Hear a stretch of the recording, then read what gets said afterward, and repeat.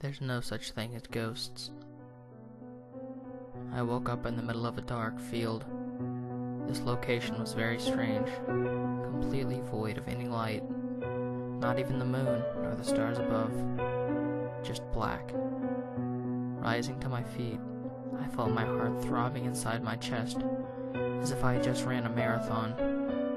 As I looked around, I finally came to the conclusion that I had no idea where I was. You see, I lived in the city, nowhere near any woods or forest. The closest thing was the city park, which only had a few trees, but the field I was in was completely surrounded by trees. At first, I thought someone had kidnapped me. I knew it would be impossible for me to sleepwalk all the way out into the woods, but if I was kidnapped, where are my kidnappers? Well, there was no point in just waiting for something to happen. I had to start walking. The trees looked dead, the branches twisted off the trunk in a painful and unrealistic way. I wove through the thick bush, and I constantly wondered how I came to be in the middle of a field. Maybe I was drugged, but why would anyone kidnap someone and just leave them there? I was beginning to freak myself out. Maybe I didn't want to find out how I came to be in this dark forest. Hours began to fly by, and I felt as if I was walking in circles. I couldn't take this anymore. I stopped, dead in my tracks, and sat down. I needed to reconsider what is actually happening. I'm alone, no memory of how I got here, no food, no shelter, and worst of all, I think something's been following me for the past 2 hours. A small glimmer of hope caught my eye. I saw through the throngs of trees what appeared to be a small cottage. Quietly rushing to it, praying it wasn't a mirage as I stopped 3 feet away from the front door, too scared to touch it. What if it wasn't real? Resting my hand on the frail wooden door, a tear fell from my cheek. I might just survive this, I said aloud. Pushing the door open, I peered inside, still hesitant of entering. Hello? I asked, even though the cottage was obviously abandoned. Nothing replied. I was so happy that nothing replied. Entering the cottage and shutting the door behind me, I took refuge in the narrow hallway and rested against a wall. At least I was out of the elements, I reassured myself. As I gathered my breath, my thoughts started to race. Who builds a cottage in the middle of the forest? Who builds a cottage and then just leaves it in the middle of the forest? Rising back to my feet once more, I wanted to find out more information on what this place is.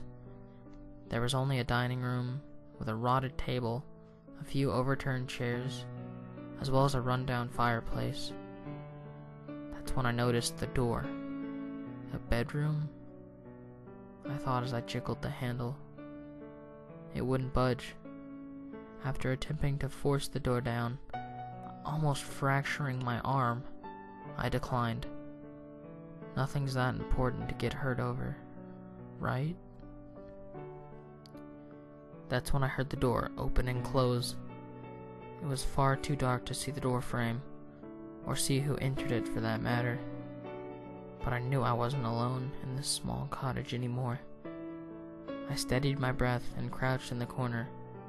If it was the kidnappers, I better not give myself away. Whatever it is, it began tapping on the wall near the door. The taps were getting closer to me. Is it searching the walls? I kept my mouth shut, and whatever it was kept tapping, growing louder and louder. Suddenly, the tapping stopped. It sounded as if it was a foot away from me. I was holding my breath at this point, my lungs growing weak. I knew if I took a breath, I was good as dead. That's when I heard the front door open and close once more. I gasped for air immediately after, Perhaps this wasn't the safest place to stay after all. I made my way to the door, reconsidering if I should make do with the woods or remain here. That's when I heard it. The tapping had started again.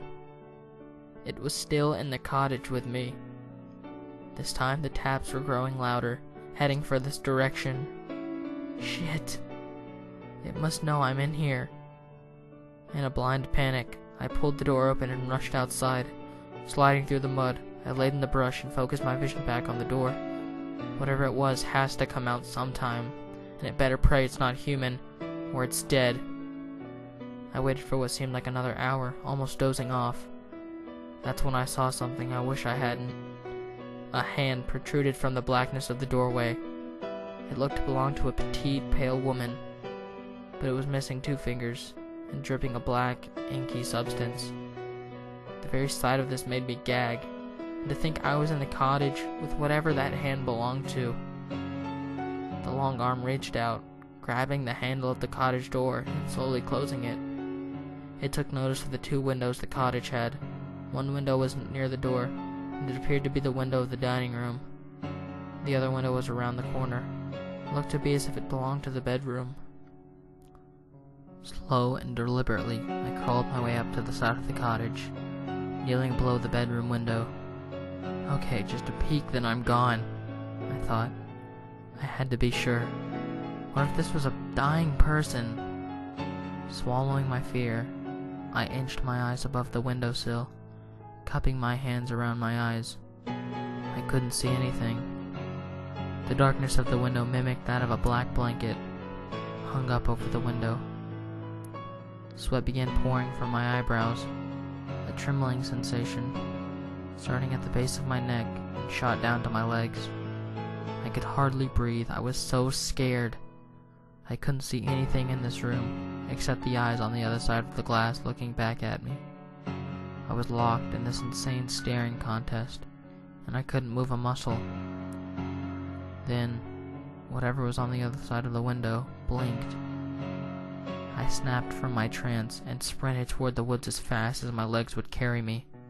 The brush became trampled underfoot as I pushed my physical body to its limit.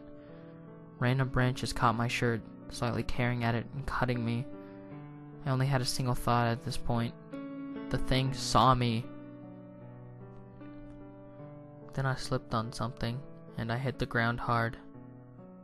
When I woke up, I was alone, hungry, and scared. I couldn't feel my arms. It was completely dark all around me.